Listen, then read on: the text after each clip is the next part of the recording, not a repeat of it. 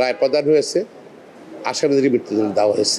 যেটাই supreme court রায় দেয় বিচার বিশ্লেষণ করে সেই রায়টা দৃশ্যমান হতে পারে, কার্যকর করতে হবে। রামিসা যে হত্যাকাণ্ড, যে লজ্জাজনক ঘটনা, জাতির জন্য, সভ্য সমাজের জন্য তার আজকে রায় আছে,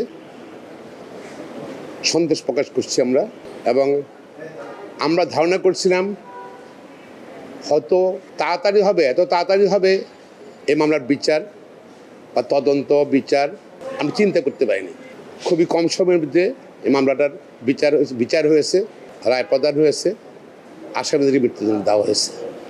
এখন যেটা হলো যে সরাসরি তো মৃত্যুদণ্ড কার্যকর করা যাবে না, কারণ এটা সুপ্রিম কোর্টে পাঠাতে হবে ডেথ রেফারেন্স কনফার্মেশনের জন্য।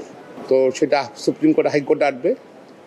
হাইকোর্টে আসার পর আমি সন্ধিহান, এই কারণে হাইকোর্টে আসার পর মৃত্যুদণ্ড এটা অনেক সময় নেই।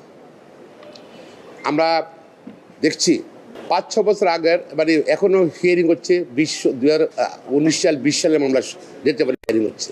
যদি এটা দৃশ্যমান করতে হয় রায় বিচারটা, সেজন্য আমি মানে প্রধান বিচারপতির নিকট অনুরোধ করব এইসব সেন্সিটিভ ঘটনাগুলো নিয়ে সুপ্রিম কোর্টে একটা বিশেষ বেঞ্চ করা হোক। সেই বেঞ্চে তাড়াতাড়ি শুনানি করার পর বেঞ্চ করলে বেঞ্চে এটা শোনানোর ফর্মালিটিস আছে, তার আপিল থাকতে পারে, পেপার রেডি করা পেপার হতে পারে। এসব কারণে সব ফর্মালিটিসগুলো কমপ্লিট করতে হবে।